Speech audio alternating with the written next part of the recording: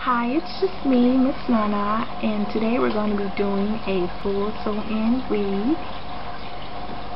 So let's start with the base. Most people, when they're doing their sew-in, they have a circular braid. I can do a circular braid, but it can be a little bit difficult. So I'm going to make this really easy. I'm really going to just be doing some cornrows straight back, but a little twist in the front.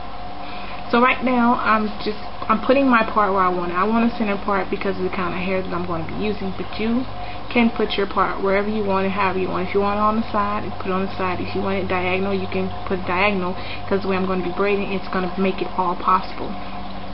Now, because I want to protect my edges, I am going to be braiding along the hairline, as you will see. And I'm going to be doing this on both sides, so let's get that going.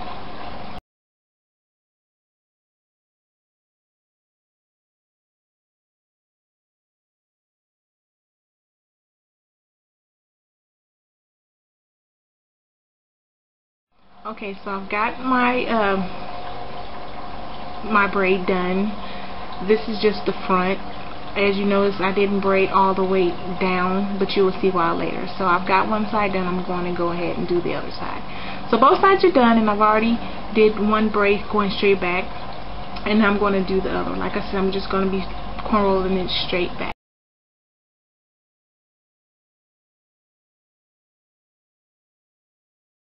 So I've got five cornrow braids going on that side, and I'm going to just do the other side. I'm so sorry, people, I cannot talk today. Okay, so I've cornrowed my hair straight back, and I left out half of my hair in the back, and I'm just going to braid up the ends of those braids. If your hair is short, you might want to rubber band those and then braid it. Now, with the way I'm braiding, you can either leave out this part if you're going to be wearing your hair in a ponytail, but because I am transitioning my hair as two different textures, I'm going to be braiding this part up, and this is basically what the older generation would call the kitchen. So we're just going to put a rubber band on this tail end, and from here you just sew this part up to that top braid. And that's it. That's all done pretty easy. I think if you can braid, you can do this. So let's start sewing. I'm putting a weaving net on. I'm mad because I thought it was black, but when I opened the bag, it was brown. But that's okay. We're going to make it work. So here's what I have. I have some finger roll hair and a 1, and it's 10 inches. And it is human hair, but it's not 100% human hair, and you know there is a difference. So I've already used one bag, and it did the back and the sides of my hair. And now I'm on to my second bag of hair. I didn't show me doing the back because I couldn't get in a position where you could see it with the camera. So I hope you will understand, you get the gist from me just showing you how to do the top. So basically what you're going to do is lay your track on top of the braid. You go braid and then track, braid and then track with the needle. I am using a regular needle and thread. I don't use the sewing needle and the sewing thread or the weaving needle and the weaving thread, I should say, because it's too thick, it's too bulky for me. So once you get to the hairline, once you get to that base around your hairline, what you're going to do is take the track and you're going to flip it back and lay it flat and then sew it down. See, me, I like to recycle my hair. I'm going to keep it real with you. Sometimes I recycle my hair. And the way I do my weaves, I don't cut it. Some people, they'll measure where they want the track and they'll cut it. I don't cut mine. So like I said, this is the way you can recycle your hair without having all those little bitty pieces. Because you know sometimes you go and reuse some hair and some of the pieces are too long or some of the pieces are too short and you end up having to stitch pieces together. I don't have time for all that. So like I said, you're going to flip the track back. Once you get to the base, you're going to flip the track back. You're going to flatten it out with your finger and then pin where it's folded. You're going to sew down that folded piece as good as you can, and you're going to knot it, which is what I'm doing right now. And I'm feeling with my hand because I am sewing blind. I'm not in front of a mirror. I can't see, so everything is by touch. So you have to excuse me if you see my little fingers wandering around trying to feel. And I found out where my braid is, so now we're just going to go back into sewing it. You go put in the braid and put into the track and just keep it going.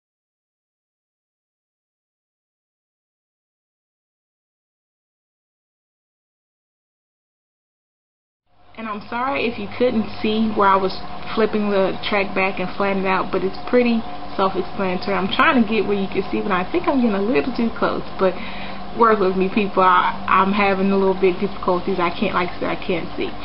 So as we're getting towards the back of the head, you can see what I pretty much did through the back. You're going to take it through a braid and take it through the weave. Go over to the next braid. Stick the needle and thread through that braid and stick it up through the weave. And just keep going along until you get to the base, or till you get to your hairline. Now I've done that 2 bags of hair in my hair. I have just a little bit left over, so now I'm going to do my closure. So what I'm doing now is I'm going to cut that net where I want my closure to be. You have to excuse me, like I said, I can't see, so everything is behind me. It's through touch.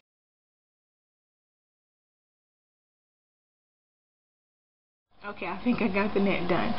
So you're going to take a leftover piece. I've already measured out how long my closure part is going to be. You're just going to take that leftover hair, you're going to fold it in half, and you're going to sew it up. I've already done it. I already have my piece, and I've already lengthened my needle and thread.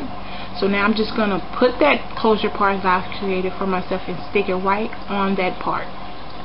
Right in between those braids, or whatever you want to call it. I'm just going to stick it right in the middle. And now we're going to put that in. So what you're going to do is stick the needle and thread in the very tip of that track or the braid and pull it through. It can get a little tough, I'm not going to lie to you.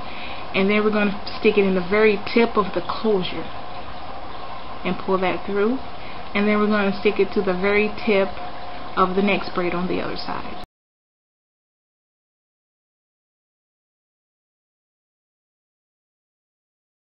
I'm trying to find the very tip of the tracks. We want the tips of the tracks to be pulled together. So when you pull it all together, it'll really close it up. And now all we're going to do is like a zigzag pattern to close up this closure part. So make sure when you're going in next, you go into the last side you came out of. So I'm going to go in through the side I just came in, which is going to go up like a little bit up from where we pulled out the last one. I hope I'm explaining this right, but not too much. And then we're going to stick it through the closure part and then through the next track. You're just going to keep zigzagging like that. And then when you're done sewing it all in, you're going to separate that closure part. This can be a little bit difficult, but you know you separated it right when you have those little bitty hairs. There's going to be some little bitty hairs sticking up. Now this can be time consuming. I'm not going to lie to you.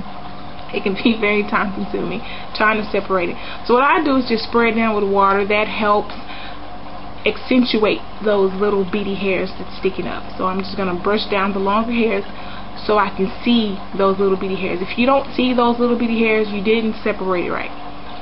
And I'm just going to take my scissors and I'm just going to cut those little pesky things out of there.